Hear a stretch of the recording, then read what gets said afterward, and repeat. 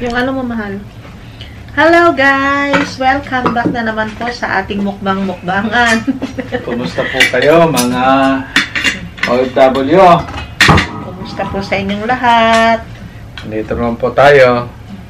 Ang ating mukbang. Rice po. Safety na yung ano. Yung takip. Sakto na naman eh. Ayan. So magra-rice. Konti lang. Sige, pahinga. Yung ating ulam. Yes. Pala. Mushroom po. Ginisang mushroom at saka nalunok tuloy ako. Paksiw na galunggong pero pinirito ko po siya para mas malambot po. Ang specialty ni Miss Lovelace. Yun lang. Bagay ba? Si Mama Love pala. Miss talaga. Mama Love pala. Okay. Gumawa pa ako ng ano ng suka. Yes. So ilalagyan natin sausawan pala. ng lemon.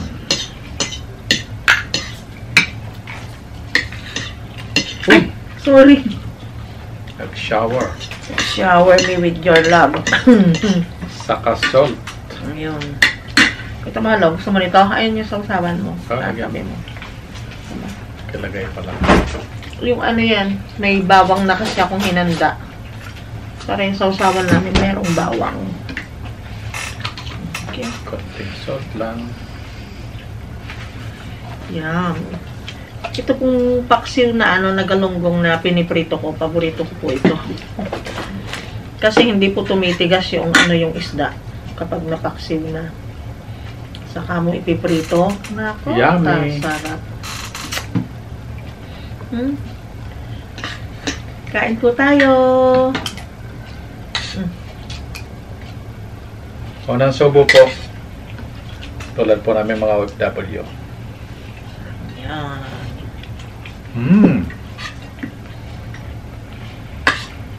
Sa mga Ilocano po dyan, may kayon, mangantayon. Pag sumisigaw ako, pag nagluluto ako, mangantayon! Perfect.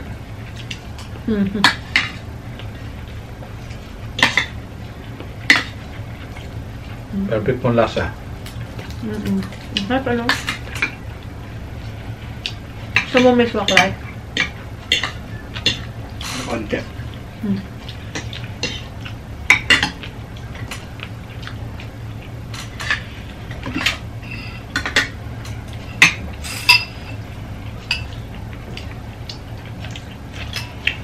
Ginisa ko po ito sa ano, sa tokwa, saka sa giniling.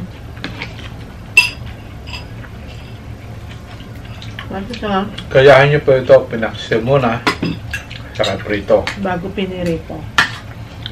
Sarap. Sarap ng lasa.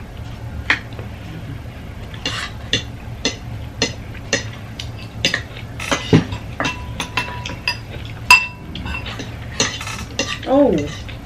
Sarap na miswa.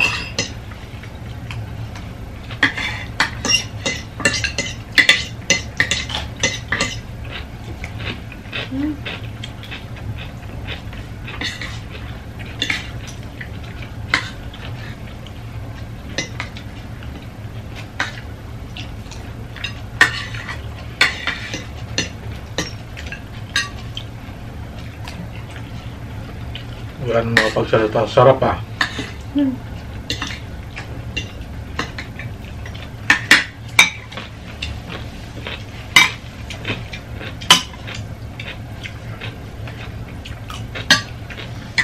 Malapit na po. 14 days na lang. Bilang na bilang. Isasama po namin kayo sa pag-uwi namin sa Pinas. Doon po tayo magbablog.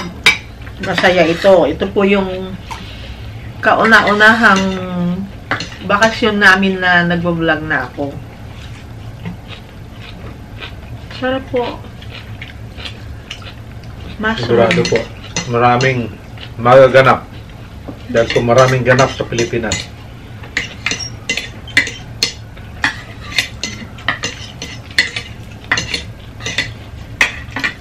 Lalo na po sa Bicol.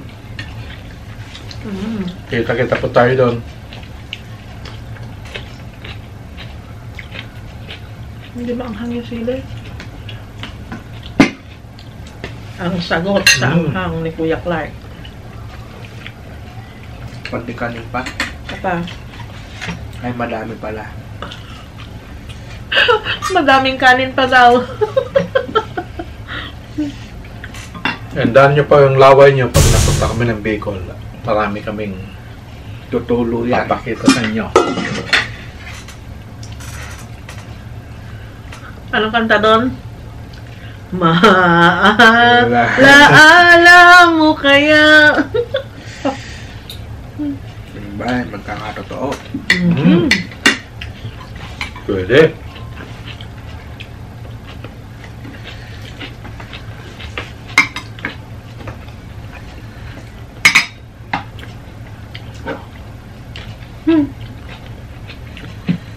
Madaling araw pa lang, dalampasigan na.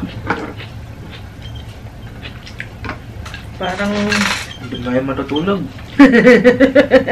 Nag-aabang ng isda. parang nagbabanta ka hala. Mukhang may matutulog sa labas ha. Si Clark na eh. Pagising niya, may na kami. May ano na eh. Doon na yung isda eh. Talaga? Ano dadala?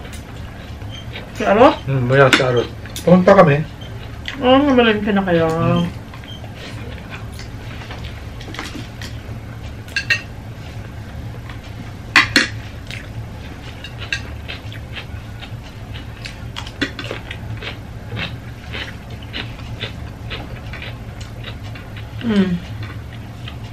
Sa araw-araw yun, may nagrarasyon ng isda.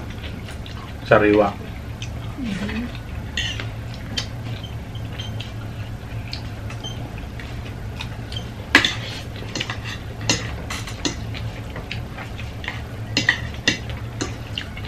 Gusto ko medyo malambot mahal sa yun.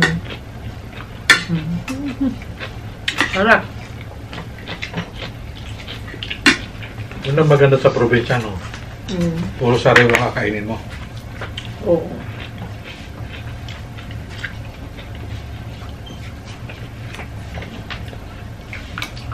Sa amin din, di ba, sa umaga, sa Nueva Ecija. Hindi na kasi nalagay sa freezer sa ano eh, sa freezer eh. Kasi kinabukasan meron ka na mabibili. Laging fresh. Ting madaling araw yun nag-aangkat. Bakit? Tissue. Tissue, Papa. Yan pa ang tissue doon. Alam may tissue din. Wala, hindi pa ako nagbukas doon.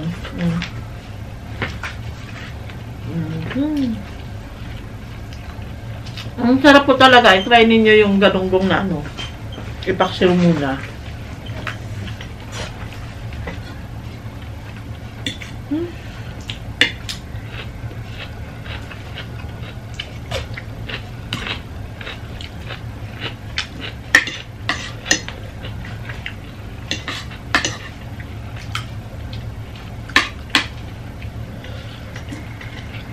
Sari-sari pong luto na gawin natin sa isda.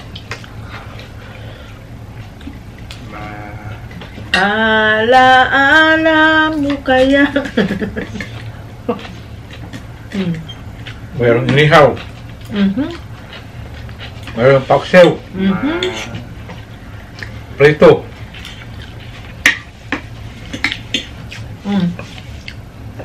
Mayroong curry. Ayun natin ng gata. Sarap yun. Lalo yung tuna, yung tulingan, Oo. yung sariwa. Naka! Masarap yung ano, yung may curry na. Yung niluluto mo, na may curry. Sarap nun. Inihaw na pusit. Nako. Adobo sa gatang pusit.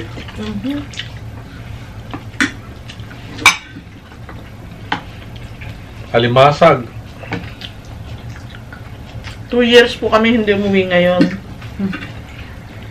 Kaya nagkakaganito kami.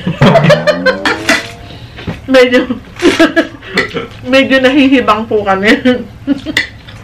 Yung saladang pako. Ayan. Ginataang pako. Na may alimasag. Nakaw po. 2 years po kasi. Makasip nga sa Bicol. Linagang pili. 2 years po Tawang kasi. patis.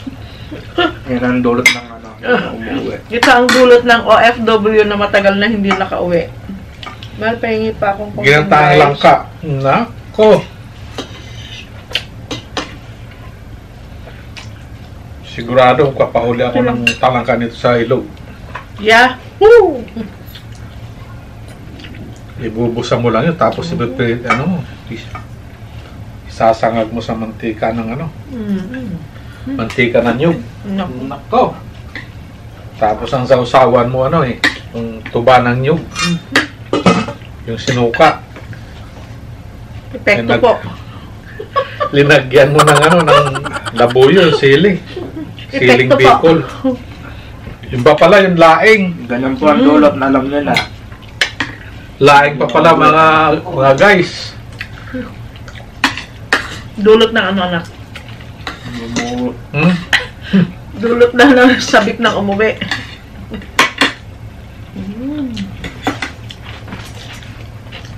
Laing na Alam mo yung doon? Masarap na sahog. Alam mo yung islang labahita? Yeah. Yung makapalang balat. Na Ihawin mo yun. Yung lalaplap na ganon. Ihawin mo siya. Ang laing kasi sa Bicol, madali lang lutuin eh. Pag yung lantan na talaga yung laing, ibabaw mo yung inihaw na labahita. Tandahan yung apoy.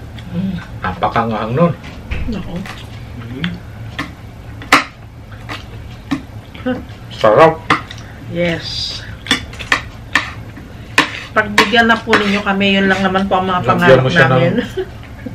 Konting kalamansi. Medyo masim-masim ng konti. Nako. Champion. Champion sa lasa. Lahat kayo sa amin, kasama nyo yung pinaka niya, Uhay. stock ngayon, stock. Yung ubod niya. Yung stem. Kasi yung lain natin dito nung ginagawa natin, Ay, puro dahon. puro dahon. Sa Bicol, pag nagano kami, Kasama yung kasama stem. yun.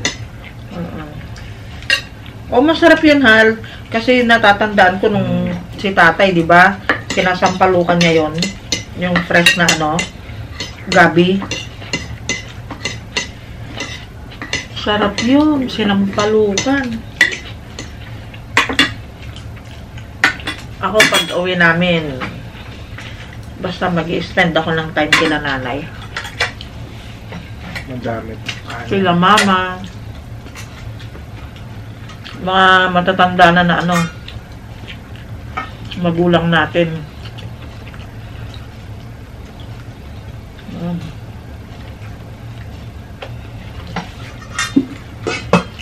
Ako basta magluluto kung magluluto lang. Wala tulog ba? Tulog naman. Tulog. Walang tulugan. Luto lang, maglagay na si Papa mo ng tent doon sa labas.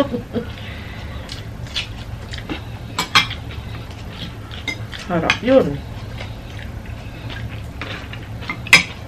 Ito po yata ang epekto ng talaga, ng magbabakasyon na. Dami mo iniisip na gagawin. Dami mo iniisip na kakainin. Dami mo iniisip na pupuntahan. Alam niyo mga guys, nung nasa Saudi ako nung araw, 3 months pa lang bago magbakasyon, hindi na ako makatulog. Maalaala mo kaya. Siyempre naman, 2 years.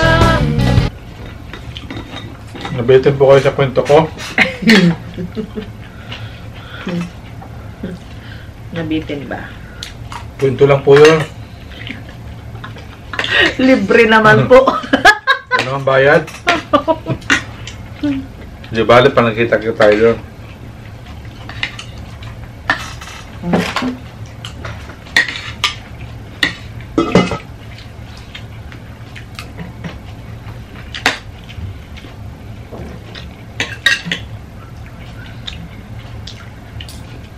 makikita po ninyo ang aming lugar.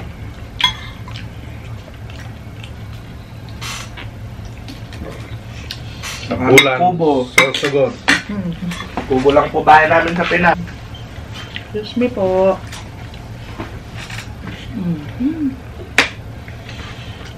Kubo nga eh. May pagpantulog mo. Diba?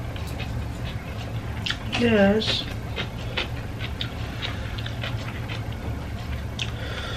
Naku, nanghang. Pag lumaki na yung bahay mo, Hindi ka na makatulog. ligalig ka na ngayon. Bakit?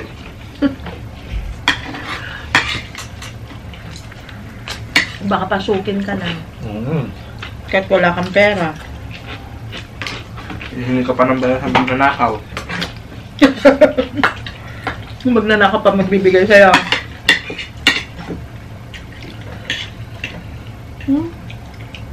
Totoo yun.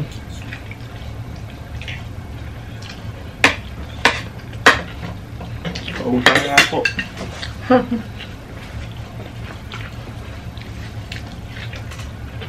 Hindi naman lahat na nagbabalik bayan, maraming perang dala. Kasi yung unang purpose natin ng pag-uwi ng Pilipinas, nakita natin yung Mga mahal natin sa mahal buhay. natin sa buhay. Hindi po ba ganun yun?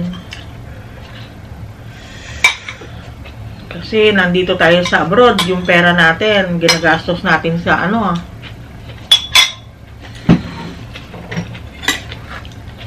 Hindi kasi nila naiisip na yung kinocompute lang nila kung magkano yung sinusweldo. Pero yung ginagastos, hindi. Sa sweldo mo, doon mo kukunin yung pambayad mo sa bahay, kuryente, tubig, Question ni Clark. pamasahe, tuition ni Clark. Eh dito po, napakamahal po magpaaral ng bata.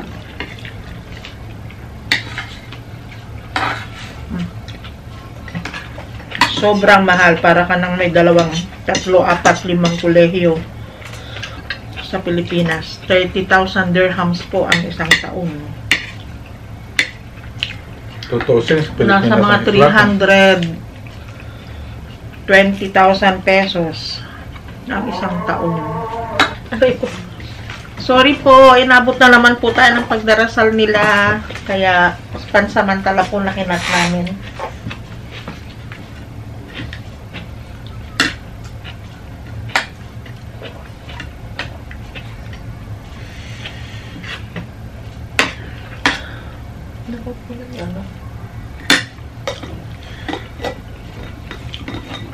Nabitin po kayo sa kwento ko. Nabitin ba? Kwento lang po yun. Libre naman po. Ano ang bayad? Di bali pa nakita kita tayo doon.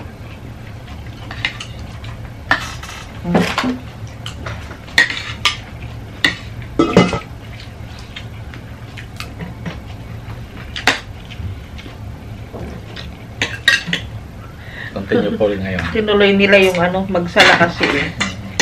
Tutuloy na lang namin. Mukhang naparami kang napakain ng Ilan na ba yung nakain mo? Ngayong Ang dami na yan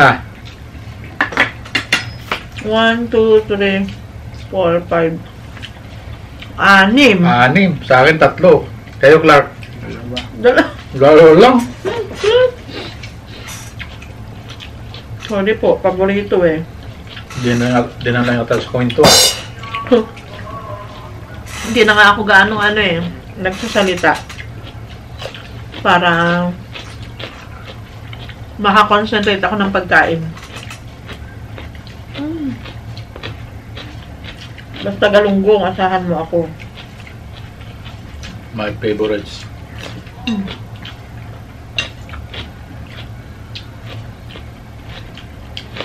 Tatlo na lang natira. Naubos din. O, diba? Ubos din yung natin.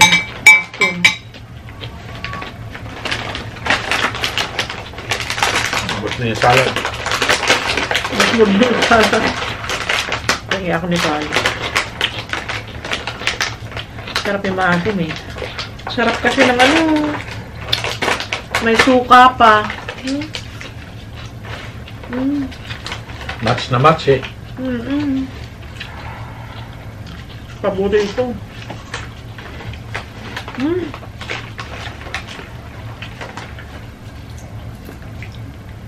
Gawin po ninyo ito.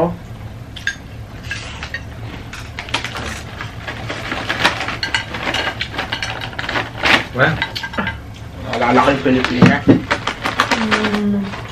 Nangutong bumibili ng bata ka eh.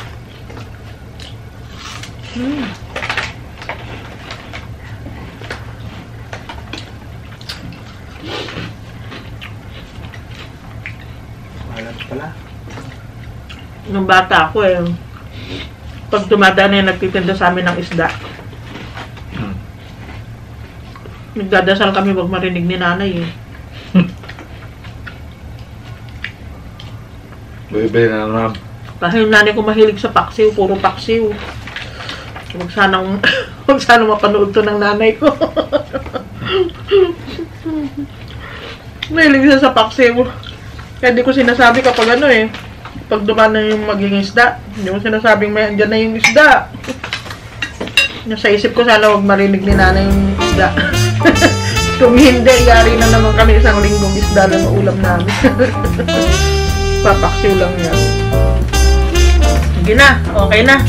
Paalam na tayo. Pwede na po. Thank you po sa panonood. Bigyan niyo po kami ng thumbs up. Hanggang sa Thank you susunod. for watching guys. Hanggang sa susunod. Ubos. Ubos ang aming jolang. Sige po, bye-bye. Bye. Bye. See you again. Up here!